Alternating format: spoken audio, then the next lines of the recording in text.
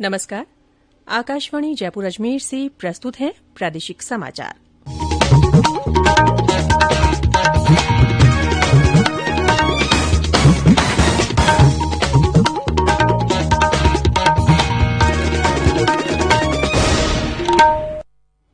मुख्य समाचार।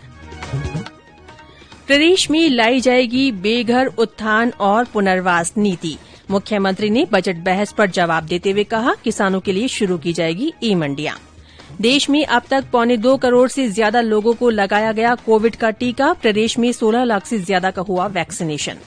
सर्वोच्च न्यायालय ने ओटीटी प्लेटफॉर्म पर प्रसारित कार्यक्रमों की निगरानी के लिए सरकार को समुचित व्यवस्था के दिए निर्देश।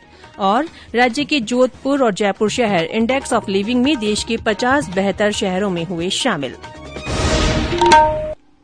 समाचारों के साथ मैं रितिका गुप्ता। कोविड-19 महामारी के खिलाफ देश एकजुट होकर लड़ रहा है। आप भी हमारे साथ सुरक्षा और बचाव के 3 आसान एहतियाती उपायों का संकल्प लें। मास्क पहनें, 2 गज की दूरी है जरूरी, सुरक्षित दूरी बनाए रखें, हाथ और मुंह साफ रखें।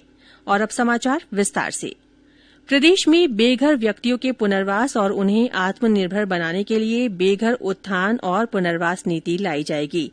इसके अलावा वाल्मीकि समाज में शिक्षा और रोजगार परक प्रशिक्षण के लिए वाल्मीकि कोष स्थापित किया जाएगा। मुख्यमंत्री अशोक गहलोत ने कल विधानसभा में बजट घोषणाओं पर बहस का जवाब देते हुए शिक्षा, उद्योग, समाज कल्याण, श्रम और रोजगार से जुड़ी कई नई घोषणाएं की। राज्य के प्रत्येक जिला मुख्यालय पर अब कौशल प्रशिक्षण के लिए केंद्र स्थापित किए जाएंगे। इसके अलावा 600 सरकारी स्कूलों में कृषि संकाय और 200 इंग्लिश स्कूलों में विज्ञान संकाय खोले जाने का भी प्रावधान किया है। मुख्यमंत्री ने कृषि क्षेत्र से जुड़े लोगों को सीधा लाभ देने के लिए किसान ई मंडी शुरू करने की घोषणा करते हुए जैविक पंजीकरण की सुविधा संभाग मुख्यालयों पर शुरू करने के लिए उप केंद्र खोलने का प्रावधान भी रखा। खादी कामगारों के प्रशिक्षण और ब्याज मुक्त ऋण के लिए उन्हें इंदिरा गांधी क्रेडिट कार्ड योजना से जोड़ा जाएगा। वहीं कोरोना काल के बाद प्रदेश के उद्यमियों को संबल देने के लिए 7 साल पूर्व के ऋणों पर ब्याज माफी के लिए एमनेस्टी योजना लाई जाएगी। श्री गहलोत ने बेरोजगार युवाओं को 5000 डेयरी बूथ आवंटित किए जाने की घोषणा की। 784 ग्राम पंचायतों पर उप स्वास्थ्य केंद्रों की स्थापना, जयपुर के किशनपोल में सैटेलाइट अस्पताल और सलुम्बर में जिला अस्पताल जैसी घोषणाओं के साथ ही नगरीय विकास, पेयजल, सार्वजनिक निर्माण और पर्यटन तथा कला एवं संस्कृति से संबंधित कई नई योजनाओं की भी मुख्यमंत्री ने घोषणाएं की। मुख्यमंत्री अशोक गहलोत ने कहा है कि सरकार ने बजट में की गई घोषणाओं को पूरा करने के लिए सभी विभागों को आदेश जारी कर दिए हैं। विधानसभा में कल शाम बजट पर बहस का जवाब देते हुए मुख्यमंत्री ने कहा कि बजट में जो कहा गया है सरकार उसे पूरा करेगी। उन्होंने कहा कि कोरोना के कारण सभी सरकारें वित्तीय चुनौती से जूझ रही हैं, फिर भी राज्य सरकार ने 31 दिसंबर तक 62% से ज्यादा राशि खर्च की है। इससे पहले चर्चा में भाग लेते हुए प्रतिपक्ष के नेता गुलाब चंद कटारिया ने राज्य सरकार पर घाटे का बजट पेश करने और जनता को गुमराह करने का आरोप लगाया। उन्होंने कहा कि प्रदेश में वर्तमान में कर्जा 4,09,000 करोड़ से ज्यादा हो गया है और इस वित्त वर्ष की समाप्ति तक ये 5 लाख करोड़ तक पहुंच जाएगा। राज्य विधानसभा में आज विभागों की अनुदान मांगों पर चर्चा होगी। सदन में 18 मार्च तक होने वाला कामकाज भी तय हो गया है। सरकारी उप मुख्य सचेतक महेंद्र चौधरी ने सदन में कार्य सलाहकार समिति की 22वीं बैठक का ब्यौरा पेश किया, जिसे मंजूरी दे दी गई। श्री चौधरी ने बताया कि 5 मार्च यानी आज से 18 मार्च तक आय व्यय अनुदान मांगों पर मतदान होगा। देश में अब तक 1 करोड़ 77 लाख से ज्यादा लोग कोविड-19 टीकाकरण करवा चुके हैं। कल करीब 11 लाख लोगों ने वैक्सीन लगवाई। इधर प्रदेश में अब तक 16 लाख से ज्यादा का वैक्सीनेशन हो चुका है। इनमें 13,26,074 लोगों ने कोविड टीके की पहली खुराक ले ली है। वहीं 2,83,269 लोग वैक्सीन की दूसरी खुराक भी ले चुके हैं।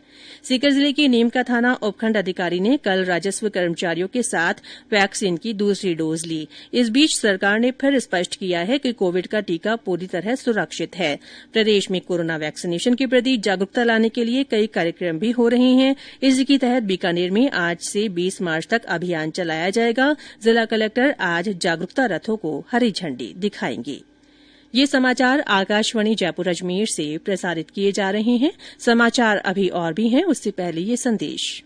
चलो मिलकर एक शुरुआत करें, चलो एक फैसला आज करें, मास्क नहीं तो टोकेंगे, कोरोना को रोकेंगे, चलो एक इरादा करते हैं, चलो कुछ वादा करते हैं, मास्क नहीं तो टोकेंगे, कोरोना को रोकेंगे।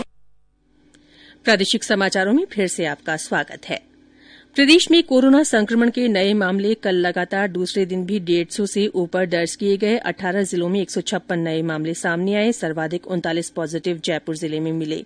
अजमेर में 18, जोधपुर में 17, बांसवाड़ा और उदयपुर में 16-16, कोटा में 11, भीलवाड़ा में 7, चित्तौड़गढ़ और प्रतापगढ़ में 6-6, बीकानेर में 5, नागौर में 4, बाड़मेर में 3, राजसमंद और सिरोही में 2-2 और जालौर, झालावाड़, भरतपुर तथा हनुमानगढ़ में 1-1 व्यक्ति में संक्रमण की पुष्टि हुई।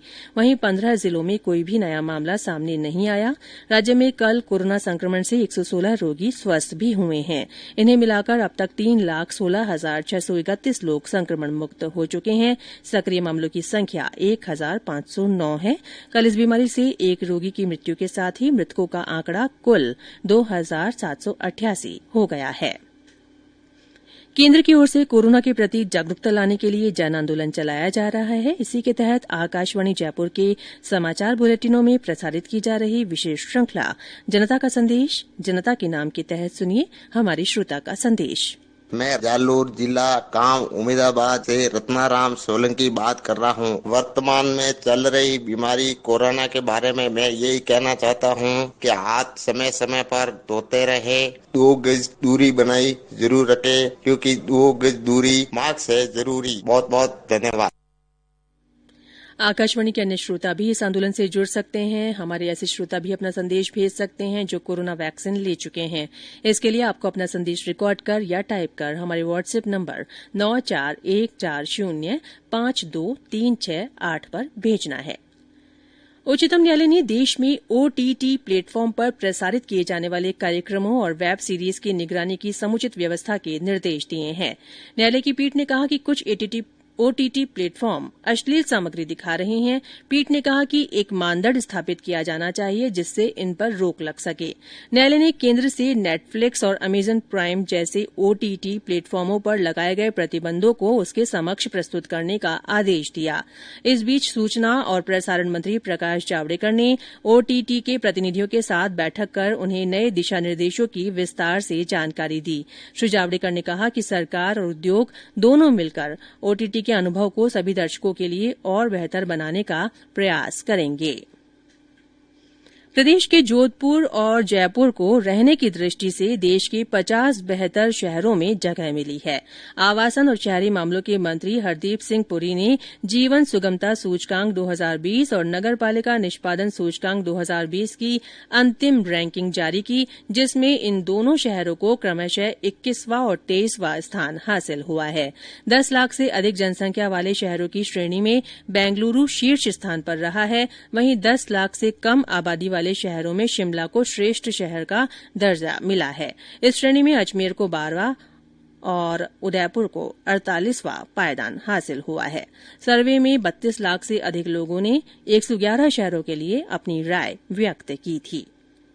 भरतपुर के लोहागढ़ स्टेडियम में 68वीं राज्य स्तरीय महिला और पुरुष कबड्डी प्रतियोगिता आयोजित की जा रही है। कल से शुरू हुई ये प्रतियोगिता 4 दिन तक चलेगी। और अंत में मुख्य समाचार एक बार फिर। प्रदेश में बेघर उत्थान और पुनर्वास नीति लाई जाएगी। मुख्यमंत्री ने बजट बहस पर जवाब देते हुए कहा, किसानों के लिए ई मंडियां शुरू की जाएंगी। देश में अब तक 2.25 करोड़ से ज्यादा लोगों को कोविड का टीका लगाया गया है। प्रदेश में 16 लाख से ज्यादा का वैक्सीनेशन हुआ है। सर्वोच्च न्यायालय ने OTT प्लेटफॉर्म पर प्रसारित कार्यक्रमों की निगरानी के लिए सरकार को समुचित व्यवस्था के निर्देश दिए हैं। और राज्य के जोधपुर और जयपुर शहर इंडेक्स ऑफ लिविंग में देश के 50 बेहतर शहरों में शामिल हुए हैं। इसी के साथ प्रादेशिक समाचार बुलेटिन समाप्त हुआ। हमारा अगला बुलेटिन हिन्दी में दोपहर 12:30 बजे प्रसारित होगा। नमस्कार।